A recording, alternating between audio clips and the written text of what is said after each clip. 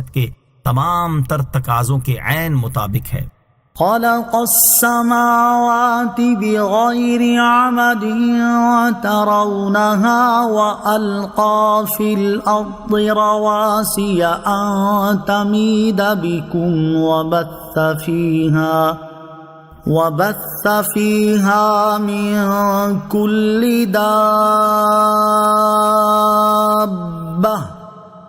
وَأَنزَلْنَا مِنَ السَّمَاءِ مَاءً فَأَنبَتْنَا فِيهَا مِن كُلِّ زَوْجٍ كَرِيمٍ۔ ترجمہ، اس نے آسمانوں کو ان ستونوں کے بغیر بنایا جو تمہیں نظر آئیں، اور زمین میں لنگر ڈال دیے تاکہ زمین تمہیں لے کر ہلتی نہ رہے، اور اس میں ہر قسم کے جانور پھیلائے، اور ہم نے آسمان سے پانی اتارا تو زمین میں ہر نفیس قسم کا جوڑا اگایا۔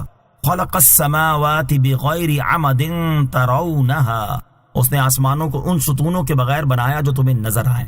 اس آیت میں اللہ تعالیٰ نے اپنی عظمت اور قدرت پر دلالت کرنے والی 4 چیزیں بیان فرمائی ہیں۔ نمبر 1، اللہ تعالیٰ نے آسمانوں کو ستونوں کے بغیر بنایا۔ انہیں ستونوں کے بغیر بنانے کا ایک معنی یہ ہے کہ کوئی ستون ہے ہی نہیں اور تمہاری نظر خود اس چیز کا مشاہدہ کر رہی ہے۔ دوسرا معنی یہ ہے کہ آسمانوں کے ستون تو ہیں لیکن وہ ایسے نہیں جنہیں تم دیکھ سکو، اس لیے وہ گویا ایسا ہے جیسے ستونوں کے بغیر ہی بنا ہوا ہے۔ نمبر 2، زمین میں پہاڑوں کے لنگر ڈال دیے ہیں تاکہ زمین ہلتی نہ رہے، اسی لیے اگر پہاڑ نہ ہو تو زمین تباہ ہو جائے۔ جدید سائنس سے بھی یہی چیز ثابت ہے۔ نمبر 3، زمین میں ہر قسم کے جانور پھیلائے۔ یاد رہے کہ بعض جانور پانی میں ہیں، بعض زمین پر اور بعض ہوا میں ہیں، مگر یہ سب زمین پر ہی ہیں کیونکہ پانی زمین پر ہے اور ہوا بھی زمین سے تعلق رکھتی ہے۔ اور پھیلانے سے مراد یہ ہے کہ کچھ جانور کسی جگہ اور دوسرے بعض کسی اور جگہ پیدا فرمائے۔ نمبر 4، اللہ تعالیٰ نے اپنے فضل سے آسمان کی طرف سے بارش کا پانی نازل فرمایا اور اس سے زمین میں عمدہ اقسام کے نباتات کے جوڑے پیدا کیے۔ اس سے معلوم ہوا کہ گھاس اور درخت وغیرہ سب میں نر اور مادہ ہیں۔ نر درخت سے لگ کر جب ہوا مادہ درخت کو چھوتی ہے تو مادہ درخت حاملہ ہو کر پھل دیتا ہے۔ جدید سائنس سے بھی یہ حقیقت ثابت ہو چکی ہے، اور جو شخص بھی اللہ تعالیٰ کی عجیب و غریب صنعتوں میں غور و فکر کرے گا اس پر اللہ تعالیٰ کی عظمت اور قدرت آشکار ہو جائے گی۔ هذا خلق اللہ فأرونی ماذا خلق الذین من دونہ بل الظالمون فی ضلال مبین۔ ترجمہ، یہ تو اللہ کا بنایا ہوا ہے، تو اے مشرکوں تم مجھے کوئی ایسی چیز دکھاؤ جو اللہ کے سوا اوروں نے بنائی ہو، بلکہ ظالم کھلی گمراہی میں ہیں۔ ھذا خلق اللہ، یہ تو اللہ کا بنایا ہوا ہے، یعنی اللہ تعالیٰ نے تو اپنی کامل قدرت اور انتہا کو پہنچی ہوئی حکمت سے یہ تمام چیزیں پیدا فرمائی ہیں جنہیں تم بھی دیکھتے ہو۔ اب تم بتاؤ کہ تم لوگ اللہ تعالیٰ کی عبادت کرنے کی بجائے جن بتوں کی عبادت کرتے اور انہیں پوچھتے ہو، انہوں نے ایسا کون سا کمال دکھایا ہے جس کی وجہ سے تم نے انہیں عبادت کا مستحق سمجھ لیا اور ان کی پوجا کرنے میں مصروف ہو گئے؟ ان کافروں کا حق سے دور ہونا اور گمراہی میں مبتلا ہونا واضح ہے۔ وَلَقَدْ آتَيْنَا لُقْمَانَ الْحِكْمَةَ أَنِ اشْكُرْ لِلَّهِ وَمَنْ يَشْكُرْ فَإِنَّمَا يَشْكُرُ لِنَفْسِهِ وَمَنْ كَفَرَ فَإِنَّ اللَّهَ غَنِيٌّ حَمِيدٌ۔ ترجمہ، اور بے شک ہم نے لقمان کو حکمت عطا فرمائی کہ اللہ کا شکر ادا کر، اور جو شکر ادا کرے تو وہ اپنی ذات کے لیے شکر کرتا ہے، اور جو ناشکری کرے تو بے شک اللہ بے پرواہ ہے، حمد کے لائق ہے۔ حضرت لقمان رضی اللہ تعالی عنہ کا تعارف۔ مشہور مورخ محمد بن اسحاق کہتے ہیں کہ حضرت لقمان رضی اللہ تعالی عنہ کا نسب یہ ہے، لقمان بن ناعور یا باعور بن ناحور بن تاروخ۔ حضرت وہب رضی اللہ تعالیٰ عنہ کا قول ہے کہ حضرت لقمان رضی اللہ تعالیٰ عنہ حضرت ایوب علیہ السلام کے بھانجے تھے، جبکہ مفسر مقاتل نے کہا کہ حضرت ایوب علیہ السلام کی خالہ کے فرزند تھے۔ آپ نے حضرت داؤد علیہ السلام کا زمانہ پایا اور ان سے علم حاصل کیا۔ حضرت داؤد علیہ السلام کے اعلان نبوت سے پہلے فتویٰ دیا کرتے تھے، اور جب آپ علیہ السلام نبوت کے منصب پر فائز ہوئے تو حضرت لقمان رضی اللہ تعالی عنہ نے فتویٰ دینا بند کر دیا۔ آپ رضی اللہ تعالیٰ عنہ کے نبی ہونے میں اختلاف ہے، اکثر علماء اسی طرف ہیں کہ آپ حکیم تھے، نبی نہ تھے۔ حضرت عبداللہ ابن عمر رضی اللہ تعالی عنہ سے روایت ہے کہ سرکار دو عالم صلی اللہ تعالی علیہ وسلم نے ارشاد فرمایا، حضرت لقمان رضی اللہ تعالی عنہ نبی نہیں تھے، بلکہ وہ غور و فکر کرنے والے اور دولت یقین سے مالا مال بندے تھے۔ انہیں اللہ تعالیٰ سے محبت تھی اور اللہ تعالیٰ بھی ان سے محبت فرماتا تھا، اور اللہ تعالیٰ نے انہیں حکمت کی نعمت عطا فرمائی تھی۔ ایک مرتبہ دوپہر میں سوتے ہوئے انہیں ندا کی گئی، اے لقمان، اگر تم پسند کرو تو تمہیں خلیفہ بنا دیا جائے تاکہ تم عدل و انصاف کو قائم کرو۔ انہوں نے ندا کا جواب دیتے ہوئے عرض کی، اگر تو مجھے اختیار کا حق ہے تو میں عافیت کو قبول کروں گا اور اس آزمائش سے بچوں گا، اور اگر منصب خلافت سنبھالنے کے متعلق قطعی حکم ہے تو میں دل و جان سے حاضر ہوں، کیونکہ مجھے اللہ تعالیٰ کے کرم پر یہ بھروسہ ہے کہ وہ مجھے غلطی سے بچائے گا۔ حضرت لقمان رضی اللہ تعالی عنہ کے دو فضائل۔ یہاں حضرت لقمان رضی اللہ تعالیٰ عنہ کے فضائل پر مشتمل دو احادیث سماعت کیجیے۔ نمبر 1، حضرت عبد الرحمن بن یزید بن جابر رضی اللہ تعالیٰ عنہ سے روایت ہے، رسول کریم صلی اللہ تعالیٰ علیہ وسلم نے ارشاد فرمایا، سوڈانیوں کے سردار 4 ہیں۔ نمبر 1 حضرت لقمان حبشی رضی اللہ تعالیٰ عنہ، نمبر 2 حضرت نجاشی رضی اللہ تعالیٰ عنہ، نمبر 3 حضرت بلال رضی اللہ تعالیٰ عنہ، نمبر 4 حضرت محجع رضی اللہ تعالیٰ عنہ۔ حدیث نمبر 2، حضرت عبداللہ ابن عباس رضی اللہ تعالیٰ عنہ سے روایت ہے، تاجدار رسالت صلی اللہ تعالیٰ علیہ وآلہ وسلم نے ارشاد فرمایا، سوڈانیوں کی صحبت اختیار کرو کیونکہ ان میں سے 3 حضرات اہل جنت کے سرداروں میں سے ہیں۔ نمبر 1 حضرت لقمان حکیم رضی اللہ تعالیٰ عنہ، نمبر 2 حضرت نجاشی رضی اللہ تعالیٰ عنہ، نمبر 3 مؤذن حضرت بلال رضی اللہ تعالیٰ عنہ۔ حکمت کی تعریف۔ حکمت کی مختلف تعریفات کی گئی ہیں، ان میں سے 4 درج ذیل ہیں۔ نمبر 1 حکمت عقل اور فہم کو کہتے ہیں۔ نمبر 2 حکمت وہ علم ہے جس کے مطابق عمل کیا جائے۔ نمبر 3 حکمت معرفت اور کاموں میں پختگی کو کہتے ہیں۔ نمبر 4 حکمت ایسی چیز ہے کہ اللہ تعالیٰ اسے جس کے دل میں رکھتا ہے یہ اس کے دل کو روشن کر دیتی ہے۔ حضرت لقمان رضی اللہ تعالیٰ عنہ کے حکمت آمیز کلمات۔ حضرت لقمان رضی اللہ تعالیٰ عنہ حکمت سے بھرپور گفتگو فرمایا کرتے تھے۔ یہاں ان کے حکمت بھرے 3 کلام سماعت کیجیے۔ نمبر 1 لوگوں پر وہ چیز دراز ہو گئی جس کا ان سے وعدہ کیا گیا ہے، حالانکہ وہ آخرت کی طرف دوڑے جا رہے ہیں۔ بے شک دنیا پیٹ پھیر رہی ہے تاکہ وہ چلی جائے، اور آخرت سامنے آ رہی ہے، اور وہ گھر جس کی طرف تم جا رہے ہو اس سے زیادہ قریب ہے جس سے تم نکل رہے ہو۔ نمبر 2 علماء کے ساتھ لازمی طور پر بیٹھا کرو اور حکمت والوں کا کلام سنا کرو، کیونکہ اللہ تعالیٰ حکمت کے نور سے مردہ دل کو اسی طرح زندہ کرتا ہے جس طرح مردہ زمین کو بارش کی قطروں سے۔ نمبر 3 تم اس مرغے سے زیادہ عاجز نہ ہو جاؤ جو صبح سویرے آواز لگاتا ہے جبکہ تم اپنے بستر پر سو رہے ہوتے ہو۔ رسول کریم صلی اللہ تعالیٰ علیہ وآلہ وسلم کے حکمت بھرے ارشادات۔ یوں تو سرکار دو عالم علیہ الصلوۃ والسلام کا ہر ارشاد حکمت کے انمول موتیوں سے بھرا ہوا ہے۔ البتہ موضوع کی مناسبت سے یہاں سید المرسلین صلی اللہ تعالیٰ علیہ وآلہ وسلم کے 4 حکمت بھرے ارشادات سماعت کیجیے۔ نمبر 1 حکمت کی اصل اللہ تعالیٰ سے ڈرنا ہے۔ نمبر 2 جو تھوڑا ہو اور کافی ہو وہ اس سے اچھا ہے جو زیادہ ہو اور غافل کر دے۔ نمبر 3 تقوی اختیار کرو تو لوگوں میں سب سے زیادہ عبادت گزار ہو جاؤ گے، اور قناعت اختیار کرو تو سب سے زیادہ شکر گزار بن جاؤ گے۔ نمبر 4 خوش نصیب وہ ہے جو دوسروں سے نصیحت حاصل کرے۔ وَمَن یشکر اور جو شکر ادا کرے، یعنی جو اللہ تعالیٰ کی نعمتوں پر اس کا شکر ادا کرتا ہے تو وہ اپنی ذات کے بھلے کے لیے ہی شکر کرتا ہے، کیونکہ شکر کرنے سے نعمت زیادہ ہوتی ہے اور بندے کو ثواب ملتا ہے، اور جو اپنے رب عز و جل کی نعمتوں کی ناشکری کرے تو اس کا وبال اسی پر ہے، کیونکہ اللہ تعالیٰ اس سے اور اس کے شکر سے بے پرواہ ہے، اور وہ اپنی ذات و صفات اور افعال میں حمد کے لائق ہے اگرچہ کوئی اس کی تعریف نہ کرے۔ وَإِذْ قَالَ لُقْمَانُ لِابْنِهِ وَهُوَ يَعِظُهُ يَا بُنَيَّ لَا تُشْرِكْ بِاللَّهِ إِنَّ الشِّرْكَ لَظُلْمٌ عَظِيمٌ۔ ترجمہ۔ اور یاد کرو جب لقمان نے اپنے بیٹے کو نصیحت کرتے ہوئے فرمایا، اے میرے بیٹے کسی کو اللہ کا شریک نہ کرنا، بے شک شرک یقیناً بڑا ظلم ہے۔ وَإِذْ قَالَ لُقْمَانُ لِابْنِهِ وَهُوَ يَعِظُهُ اور یاد کرو جب لقمان نے اپنے بیٹے کو نصیحت کرتے ہوئے فرمایا۔ حضرت لقمان رضی اللہ تعالیٰ عنہ کے بیٹے کا نام انعم تھا اور ایک قول کے مطابق اشکم تھا۔ انسان کا اعلیٰ مرتبہ یہ ہے کہ وہ خود کامل ہو اور دوسرے کی تکمیل کرے، تو حضرت لقمان رضی اللہ تعالیٰ عنہ کا کامل ہونا تو آتینا لقمان الحکمہ میں بیان فرما دیا، اور دوسرے کی تکمیل کرنا وَهُوَ يَعِظُهُ سے ظاہر فرما دیا۔ آپ رضی اللہ تعالیٰ عنہ نے اپنے بیٹے کو نصیحت کرتے ہوئے فرمایا، اے میرے بیٹے کسی کو اللہ کا شریک نہ کرنا، کیونکہ اس میں جو عبادت کا مستحق نہیں اسے مستحق کے عبادت کے برابر قرار دینا ہے، اور عبادت کو اس کے محل کے خلاف رکھنا ہے، اور یہ دونوں باتیں عظیم ظلم ہیں۔ آیت وَإِذْ قَالَ لُقْمَانُ لِابْنِهِ سے معلوم ہونے والے مسائل۔ اس آیت سے چند مسئلے معلوم ہوئے۔ نمبر 1، اس سے معلوم ہوا کہ نصیحت کرنے میں گھر والوں اور قریب تر لوگوں کو مقدم کرنا چاہیے، اور نصیحت کی ابتدا عقائد کی اصلاح سے ہونی چاہیے، خصوصاً انہیں اللہ تعالیٰ کی وحدانیت کے بارے میں بتانا چاہیے، اور سب سے پہلے انہیں شرک سے بچانا چاہیے کہ یہ نہایت اہم ہے۔ نمبر 2، انسان پہلے اپنے گھر والوں کو واضح نصیحت کرے، پھر دوسروں کو۔ نمبر 3، نصیحت نرم الفاظ میں ہونی چاہیے، آپ نے اسے اے میرے بچے فرما کر خطاب فرمایا۔ نمبر 4، گزشتہ بزرگوں کی تعلیم یاد دلانا، ان کے اقوال نقل کرنا سنت الہیہ ہے۔ حضرت لقمان رضی اللہ تعالیٰ عنہ کی اپنے بیٹے کو نصیحتیں۔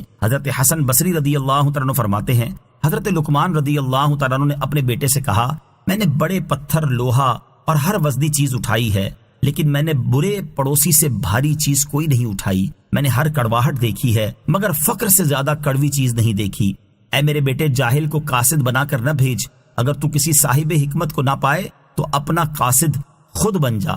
اے میرے بیٹے، جنازوں میں حاضر ہوا کر اور شادیوں میں نہ جایا کر، کیونکہ جنازے تجھے آخرت کی یاد دلاتے ہیں اور شادی تجھے دنیا کی خواہش دلاتی ہے۔ اے میرے بیٹے، سیر پر سیر ہو کر نہ کھا، اگر تو اس کھانے کو کتے کے سامنے پھینک دے تو یہ اس سے بہتر ہے کہ تو خود اسے کھائے۔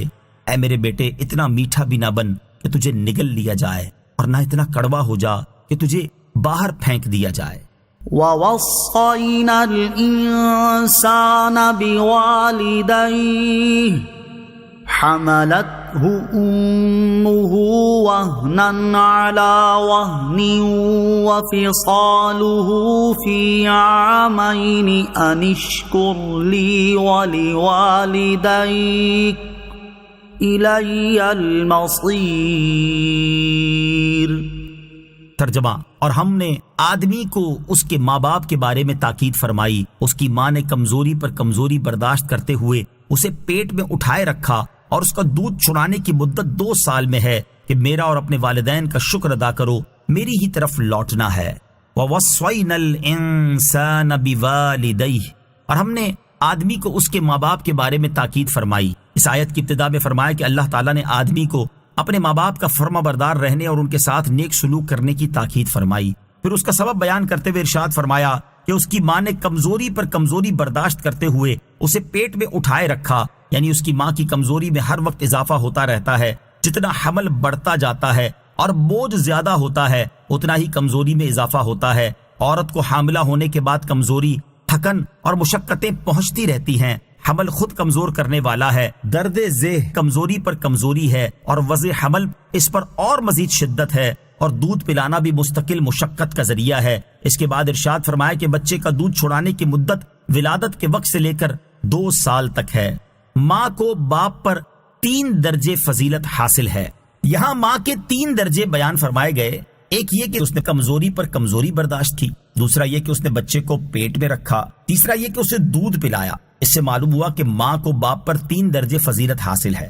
حضور اقدس صلی اللہ تعالی علیہ وسلم نے بھی ماں کی باپ سے 3 درجے زیادہ فضیلت بیان فرمائی ہے۔ چنانچہ حضرت ابو ہریرہ رضی اللہ تعالی عنہ فرماتے ہیں، ایک شخص نے سرکار دو عالم صلی اللہ تعالی علیہ وسلم کی خدمت میں آ کر عرض کی، میری اچھی خدمت کا سب سے زیادہ مستحق کون ہے؟ ارشاد فرمایا تمہاری ماں۔ اس نے عرض کی پھر کون ہے؟ ارشاد فرمایا تمہاری ماں۔ اس نے دوبارہ عرض کی پھر کون ہے؟ ارشاد فرمایا تمہاری ماں۔ عرض کی پھر کون ہے؟ ارشاد فرمایا تمہارا باپ۔ ماں کا حق باپ کے حق پر مقدم ہے۔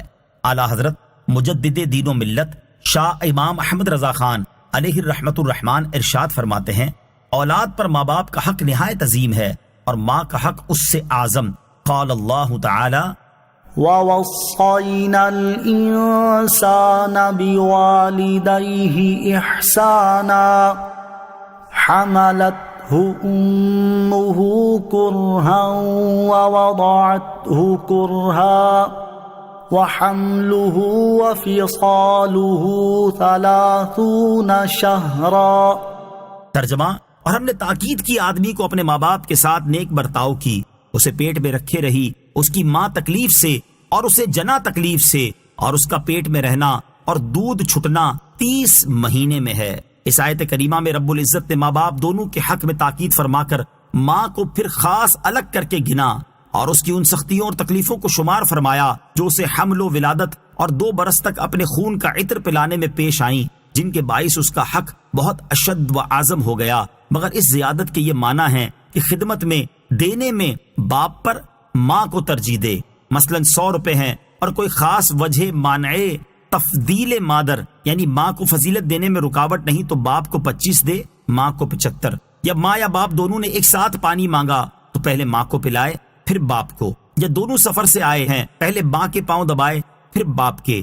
وَعَلَى هَذَا الْقِيَاسِ، نہ یہ کہ اگر والدین میں باہم تنازع ہو تو ماں کا ساتھ دے کر معاذ اللہ باپ کے درپے ایذا ہو یا اس پر کسی طرح درستی کرے یا اسے جواب دے یا بے ادبانہ آنکھ ملا کر بات کرے، یہ سب باتیں حرام اور اللہ عز و جل کی معصیت ہیں۔ اس میں نہ ماں کی اطاعت ہے نہ باپ کی، تو اسے ماں باپ میں سے کسی کا ایسا ساتھ دینا ہرگز جائز نہیں۔ وہ دونوں اس کی جنت و نار ہیں، جسے ایذا دے گا دوزخ کا مستحق ہوگا، والعیاذ باللہ۔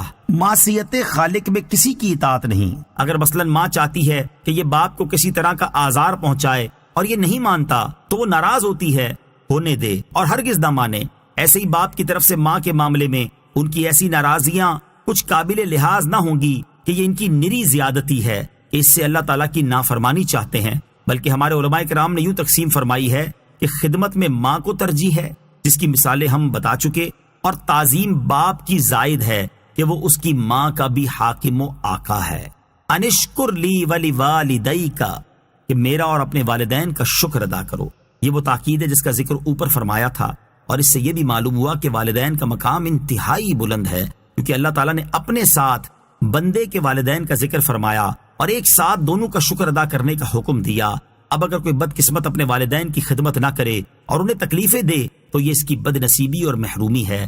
حضرت سفیان بن عیینہ رحمۃ اللہ تعالی علیہ اس آیت کی تفسیر میں فرماتے ہیں کہ جس نے 5 گانا نمازیں ادا کی وہ اللہ تعالیٰ کو شکر بجا لایا، اور جس نے 5 گانا نمازوں کے بعد والدین کے لیے دعائیں کی تو اس نے والدین کی شکر گزاری کی۔ وَإِن جَاهَدَاكَ عَلَىٰ أَن تُشْرِكَ بِي مَا لَيْسَ لَكَ بِهِ عِلْمٌ فَلَا تُطِعْهُمَا وَصَاحِبْهُمَا فِي الدُّنْيَا مَعْرُوفًا وَاتَّبِعْ سَبِيلَ مَنْ أَنَابَ إِلَيَّ ثُمَّ إِلَيَّ مَرْجِعُكُمْ فَأُنَبِّئُكُمْ بِمَا كُنتُمْ تَعْمَلُونَ۔